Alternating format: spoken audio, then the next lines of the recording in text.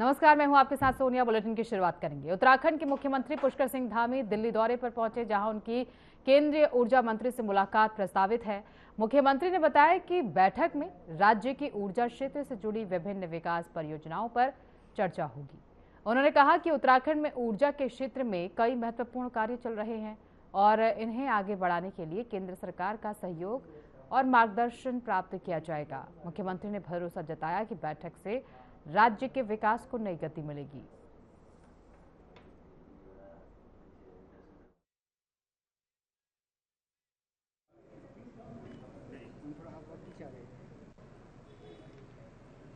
मैं केंद्रीय ऊर्जा मंत्री जी का, माननीय प्रधानमंत्री जी का धन्यवाद करता हूं कि RDSS योजना के अंतर्गत हमारी जो बिजली की लाइनें भूमिगत होनी है, जिससे कि तूफान के समय में, आंधी के समय में, बहुत समय में जो और कई बार उनमें करंट फैल जाता है, उनको भूमिगत करने के लिए हमको काफ़ी सारा शहरों के लिए पहले ही हमको प्रमुख शहरों के लिए पैसा मिल चुका है। कुछ शहर बच गए हैं, अभी कुंभ का काम भी चल रहा है। शहरी विकास के भी मंत्री हैं, तो उनसे निवेदन करेंगे और जो रैपिड रेल जो मेरठ तक आ रही है, उसके लिए भी हमने पिछले दिनों निवेदन किया था, तो उसके आगे तक की DPR हरिद्वार तक की बनाने की जो है वहां से स्वीकृति मिल गई है। ऋषिकेश 4 लेन परियोजना के तहत पेड़ों की कटाई पर फिलहाल रोक लगा दी गई है। मुख्यमंत्री पुष्कर सिंह धामी ने कहा कि ये परियोजना राष्ट्रीय राजमार्ग प्राधिकरण की है। पर्यावरणवादियों की, स्थानीय लोगों की आपत्तियों को देखते हुए NHAI से बात कर पेड़ों की कटाई रोकने का फैसला लिया गया है। मुख्यमंत्री ने कहा कि सभी पक्षों से विस्तार से चर्चा करने के बाद ही इस मामले में आगे का निर्णय लिया जाएगा।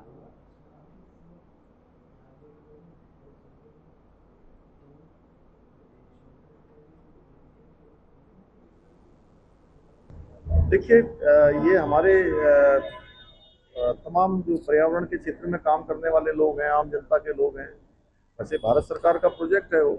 और लेकिन जैसा लोगों ने कहा कि इस समय पर जो है काफ़ी ज़्यादा उनको काटने के कारण से लोग कह रहे हैं कि जो है इनको नहीं काटा जाना चाहिए, तो हम देखते हैं, बात करेंगे स्टेक होल्डर से, उसको स्थगित कर दिया है।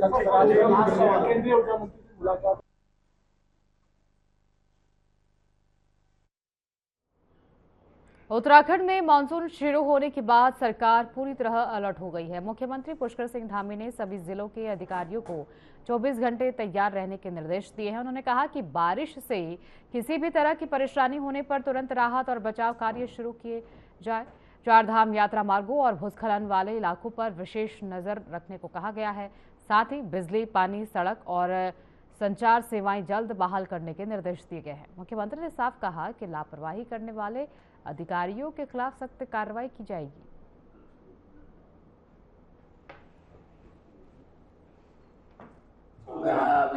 आपदा की दृष्टि से पूरे राज्य में हम जानते हैं कि जो हमारी मानसून के साथ साथ एक ऐसा राज्य का विषम भौगोलिक परिस्थिति के कारण आपदा सामान्यता कहीं ना कहीं ऐसा लगता है, लेकिन सरकार ने उस दृष्टि से बहुत तैयारी की है। देखिए, भगवान का आशीर्वाद है, गंगा मैया का आशीर्वाद है, यमुना मैया का आशीर्वाद है, विश्वनाथ जी का आशीर्वाद है। ये सारी टीम हमारी लगी हुई है, तैयारी पूरी है। भगवान किसी प्रकार की आपदा ना आए, लेकिन हर परिस्थिति से निपटने के लिए वहाँ हमारी जो आपदा से जुड़ी हुई टीम है वो तैयार है।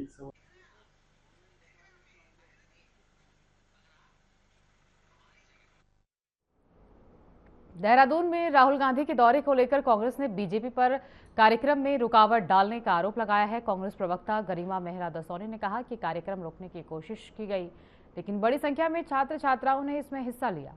उन्होंने दावा किया कि राहुल गांधी ने युवाओं के मुद्दों पर बात की और कार्यक्रम पूरी तरह सफल रहा है।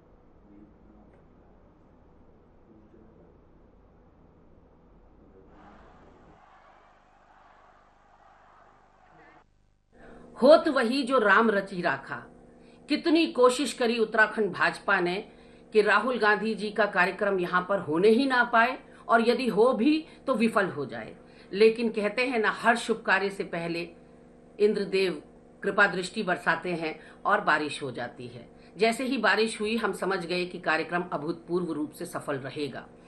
भाजपा ने पहले तो परेड ग्राउंड की परमिशन निरस्त कर दी, उसके बाद उन्होंने जैस्मिन शनलास का कार्यक्रम फ्री ऑफ कॉस्ट रख दिया, कोई उसमें एंट्री फी नहीं रखी और आनन फानन में उसको दोगुने तिगने दाम में उसकी विदेश यात्रा से यहाँ देहरादून बुलाया गया ताकि युवा जो हैं जैस्मिन के वहां चले जाएं और राहुल गांधी के कार्यक्रम में कोई ना आ पाए।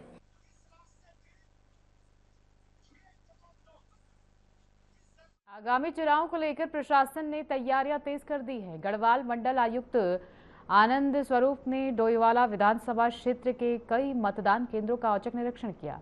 उन्होंने पेयजल, बिजली, शौचालय, रैंप और अन्य जरूरी सुविधाओं की जांच की। मंडलायुक्त ने अधिकारियों को निर्देश दिए कि मतदान के दिन मतदाताओं को किसी भी तरह की परेशानी ना हो, सभी जरूरी व्यवस्थाएं समय से पूरे करने और मतदान केंद्रों को पूरी तरह तैयार रखने के निर्देश दिए गए हैं।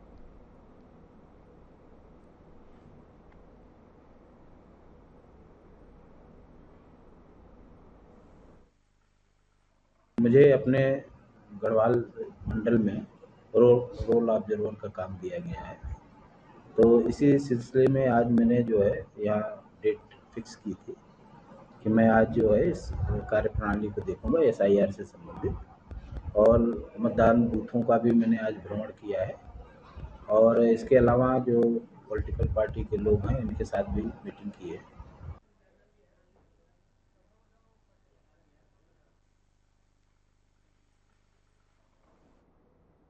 रुड़की के एक निजी होटल में जन निर्माण पार्टी ने कार्यकारिणी की विस्तार करते हुए कई नई नेताओं और कार्यकर्ताओं को पार्टी की सदस्यता दिलाई है। इस दौरान कई नेताओं ने आगामी चुनाव पार्टी के टिकट पर लड़ने की इच्छा जताई है।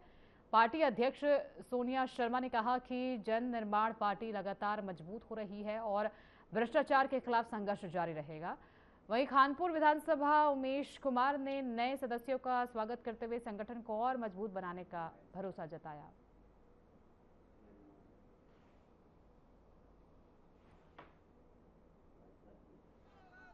सदस्यता ग्रहण समारोह था सेंट्रल होटल में और उसी सिलसिले में यहाँ पर जन समूह आया है और हमारी पार्टी की सदस्यता ग्रहण की है। कुछ राजनीतिक पार्टियों, राजनीतिक दलों से भी लोग छोड़कर हमारी पार्टी ज्वाइन कर रहे हैं। इससे हमारी नीतियों और विचारों से जो प्रभावित है उन लोगों ने हमारी पार्टी ज्वाइन की है। ये आज हमारे लिए बहुत गर्व का दिन है।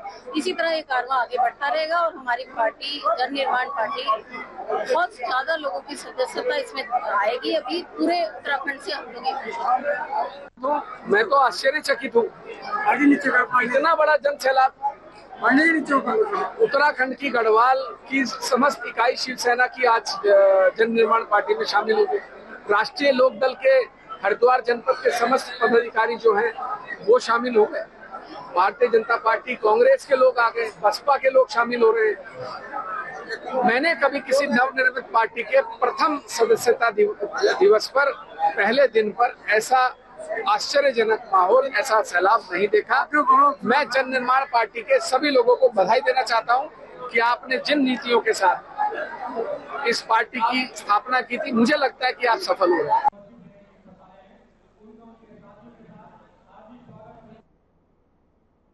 उत्तराखंड में विशेष गहन पुनरीक्षण यानी SIR के बाद ड्राफ्ट मतदाता सूची जारी कर दी गई है, जिसमें 8,26,977 मतदाताओं के नाम सूची से हटाए गए हैं। इसे लेकर पलायन समेत अन्य कारणों पर चर्चा तेज हो गई है। बीजेपी विधायक विनोद चमोली ने कहा कि नामों में कमी 2003 की मैपिंग और पुनरीक्षण प्रक्रिया के आधार पर हुई है। उन्होंने बताया कि जिन मतदाताओं के नाम एक से अधिक स्थानों पर दर्ज थे या जिनकी मृत्यु हो चुकी थी, उनके नाम सूची से हटाए गए हैं।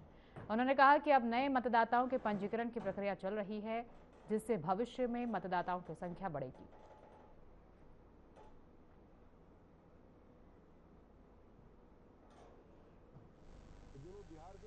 देखिए, दोनों स्थितियां हैं। पहली बात यह कि जो अभी तक SIR हुआ है वो 2003 की मैपिंग के आधार पर हुआ है, तो उसकी वजह से बहुत सारे वोट अभी सामने नहीं आ पा रहे हैं।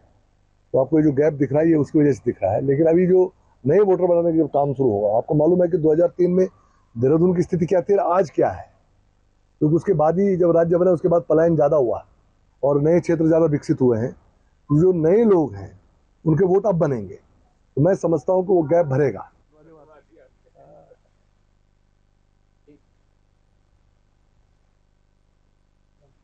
सूत्रीय मांगों को लेकर नगर निगम सफाई कर्मचारी यूनियन ने नगर निगम परिसर में प्रदर्शन किया। यूनियन अध्यक्ष सोनू खैरवाल ने कहा कि सरकार को पहले ही मांग पत्र दिया जा चुका है, लेकिन अब तक कोई फैसला नहीं हुआ। कर्मचारियों ने अस्थायी पर्यावरण मित्रों को 800 रुपये प्रतिदिन वेतन देने और 716 नए पर्यावरण मित्रों की भर्ती की मांग की। यूनियन ने चेतावनी दी कि मांगे पूरी नहीं होने पर सचिवालय कूच और हड़ताल की जाएगी।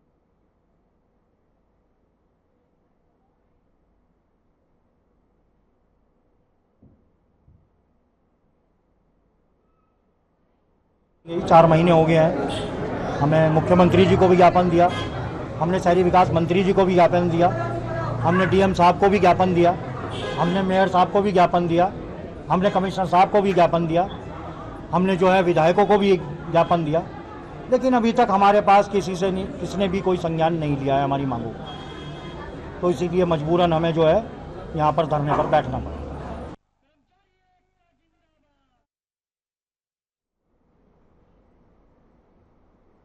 उत्तराखंड सरकार और देवभूमि उत्तराखंड कर्मचारी संघ के बीच कर्मचारियों की लंबित मांगों को लेकर विधानसभा में त्रिस्तरीय वार्ता बैठक आयोजित हुई।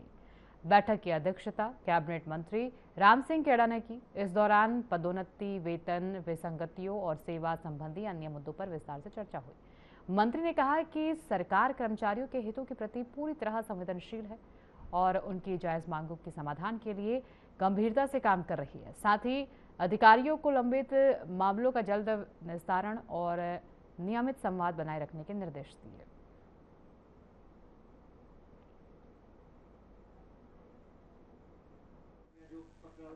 नगर निगमों में, नगर पालिकाओं में ये हमारे स्वच्छता कर्मी जो लोग कहीं पर आंदोलित हैं और अपनी अपनी मांगों को लेकर के कई जगह बैठे, उनके जो संघ है उनसे हमारी बातचीत चल रही है और आज बैठक है। निश्चित रूप से कोई ना कोई रास्ता हम निकालेंगे जिससे एक जो पर्यावरण मित्रों के लिए जो हमारी सरकार कर सकती है, वो दिशा में काम कर रही है। निश्चित रूप से हम उनके हित में कोई न कोई कदम उठाने का काम। ऋषिकेश में जन जन की सरकार जन जन के द्वार कार्यक्रम के तहत बहुउद्देशीय एवं चिकित्सा शिविर आयोजित किया गया। शिविर में नगर निगम, स्वास्थ्य, राजस्व, परिवहन समेत विभिन्न विभागों के अधिकारियों ने लोगों की समस्याएं सुनकर मौके पर समाधान किया। कार्यक्रम का शुभारंभ मेयर शंभू पासवान और नगर आयुक्त विजयनाथ शुक्ला ने किया। मेयर ने कहा कि इस पहल का उद्देश्य नागरिकों को एक ही स्थान पर सरकारी सेवाएं और जन कल्याणकारी योजनाओं का लाभ उपलब्ध कराना है।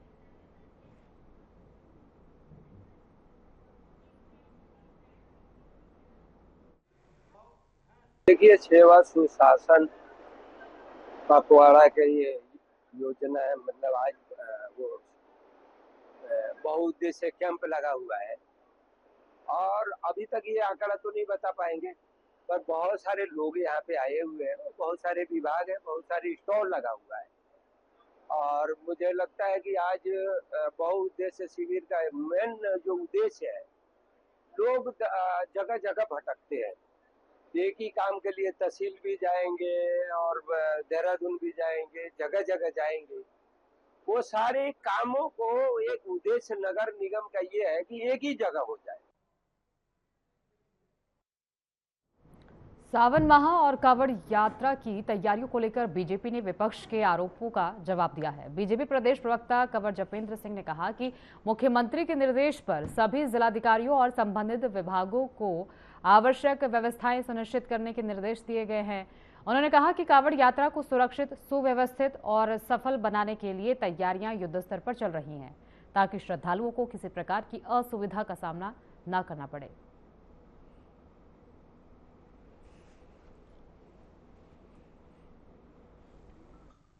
सनातन विरोधी लोग ऐसी ही बातें करते हैं। उन्हें सनातन के किसी भी उत्सव की ना तो खुशी होती है, ना वो उसमें शामिल होते हैं।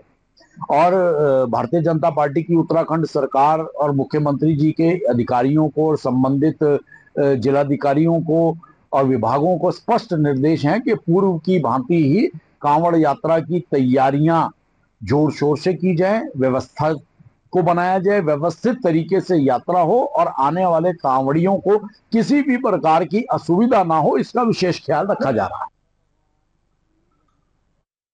देहरादून में स्कूली बच्चों की सुरक्षित यात्रा के लिए परिवहन विभाग ने स्कूल बसों की जांच का विशेष अभियान शुरू किया है। पहले चरण में स्कूल प्रबंधन और बस संचालकों को सुरक्षा नियमों की जानकारी दी जाएगी। दूसरे चरण में बसों की फिटनेस, परमिट, बीमा, जीपीएस और पैनिक बटन की जांच होगी। तीसरे चरण में चालकों और परिचालकों को सड़क सुरक्षा और आपात स्थिति से निपटने का प्रशिक्षण दिया जाएगा। विभाग ने कहा कि नियमों का पालन नहीं करने वालों के खिलाफ सख्त कार्रवाई की जाएगी।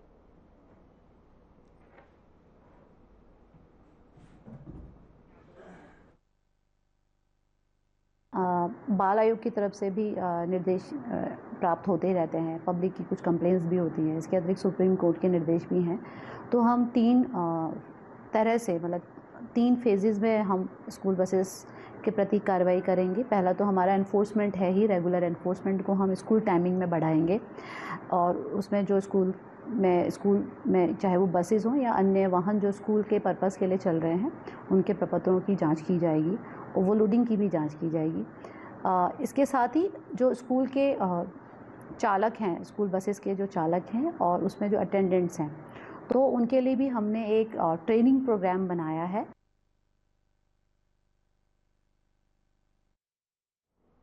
ऋषिकेश कोतवाली क्षेत्र में 2 अलग अलग घटनाओं में 2 लोगों की मौत का मामला सामने आया है। श्यामपुर क्षेत्र में 50 वर्षीय व्यक्ति अपने घर में मृत मिले, जबकि योगनगरी ऋषिकेश रेलवे स्टेशन के पीछे करीब 50 वर्षीय एक अज्ञात व्यक्ति का शव बरामद हुआ। पुलिस ने दोनों शवों को कब्जे में लेकर पोस्टमार्टम के लिए एम्स भेज दिया है। अधिकारियों के अनुसार दोनों मामलों की जांच जारी है, जबकि अज्ञात मृतक की पहचान कराने के प्रयास किए जा रहे हैं।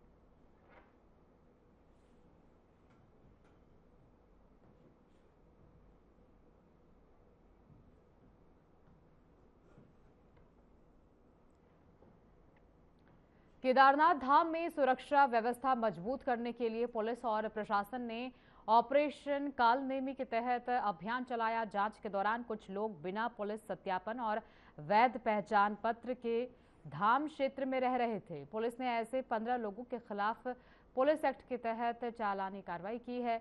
जिनके पास आधार कार्ड या पहचान पत्र नहीं मिला, उन्हें सुरक्षा के लिहाज से केदारनाथ से गौरीकुंड भेज दिया गया है। प्रशासन ने कहा कि धाम की सुरक्षा और पवित्रता बनाए रखने के लिए यह अभियान आगे भी लगातार जारी रहेगा।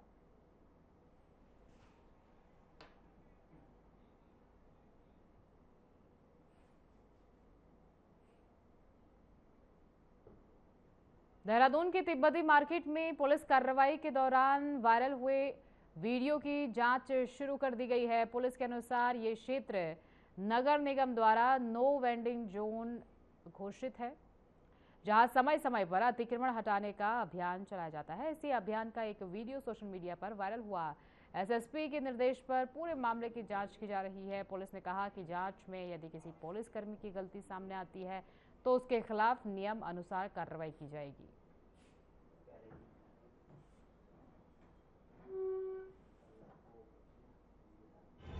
तिब्बती मार्केट में कल पुलिस टीम और कुछ लोगों के बीच विवाद का एक वीडियो वायरल हो रहा है, जिसमें प्रथम दृष्टया पाया गया कि जो तिब्बती मार्केट है उसके आसपास का जो इलाका है उसको नगर निगम द्वारा नो वेंडिंग जोन घोषित किया गया है, जिसमें ठेली लगाना या रेडी लगाना बिल्कुल वर्जित है और वहां पर समय समय पर पुलिस द्वारा ये अभियान चलाया जाता है।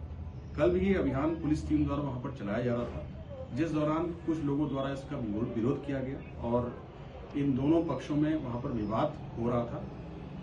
इस वीडियो को देखकर इसकी जांच कराई जा रही है। यदि उपनिरीक्षक द्वारा कोई गलती होना पाया जाता है तो उस पर जरूर संज्ञान लिया जाएगा।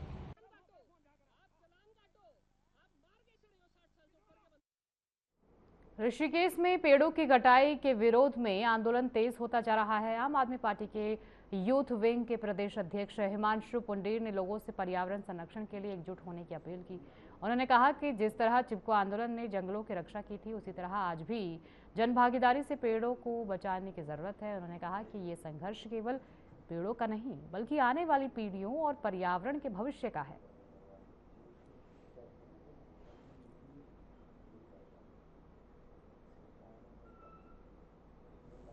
जो कि वहाँ पे बहुत निर्ममता के साथ हमारे जंगलों को उजाड़ा जा रहा है, काटे जा रहे हैं, उस पे हम अपना विरोध दर्ज कराने के लिए सारे सामाजिक संगठनों से, सारे भाइयों से, सारे इन्फ्लुएंसर्स से मैं हाथ जोड़ के विनम्र निवेदन करता हूँ। ये हमारे घर की लड़ाई नहीं है और हम यहाँ कोई राजनीतिक लाभ लेने के लिए नहीं आए हैं, लेकिन अगर गलत होगा तो हमारी एक नैतिक जिम्मेदारी है कि हम उसके लिए आवाज उठाएंगे। और मेरा आप सभी भाई बंधुओं से, पत्रकार बंधुओं से, सभी से हाथ जोड़ के निवेदन है कि इस चीज के लिए कृपया बाहर निकल के आइए। अगर आप सब लोग आएंगे ना, जैसे खलंगा को आप लोगों ने बचाया, खलंगा के लिए हजारों लोग आप घर से निकल के, आज वो खलंगा पहाड़ उसी तरह लहराता है। वो ये 7 मोड़ हमारी धरोहर है, इसको हम बचा सकते हैं। एक हमारे पास कल एक आखिरी तरीका है कि जिस तरह अगर हम हर एक पेड़ पे अगर एक एक आदमी दिखाई दे, चिपको आंदोलन की तरह, जैसे गौरा देवी निकल के आई थी हमारे प्रदेश से, मेरी भाई बहन जितने भी है सभी गौरा देवी बन जाओ।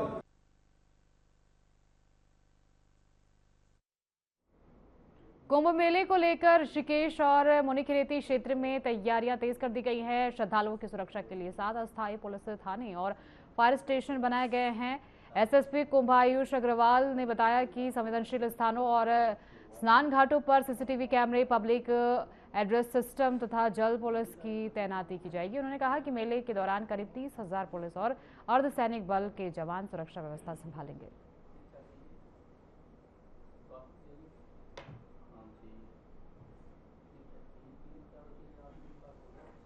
इसमें हमारा कुंभ मेला आयोजित होने वाला है, तो उसी को देखते हुए क्योंकि बड़ी संख्या में श्रद्धालुगण जो हरिद्वार में आते हैं वो ऋषिकेश, मुनिकीरेती, लक्ष्मण झूला क्षेत्र में भी आते हैं और यहाँ पर भी हमारे 7 पुलिस थाने, टेम्परेरी पुलिस थाने बनाए जाते हैं। तो उसी को देखते हुए मेरे द्वारा यहाँ का निरीक्षण किया गया है, किन किन स्थानों पर पुलिस थाने बनाए जाएंगे, फायर स्टेशन कहाँ कहाँ बनाए जाएंगे और जो भी हमारे भीड़ भाड़ वाले स्थान हैं वहाँ पर जो सीसीटीवी कैमरे, पीए सिस्टम की उपलब्धता, कंट्रोल रूम कहाँ पर बनेगा, तो इन सभी व्यवस्थाओं को मेरे द्वारा निरीक्षण किया गया। बुलेटिन में फिलहाल के लिए इतना ही। आगे की तमाम खबरों के लिए बने रहिए हमारे साथ।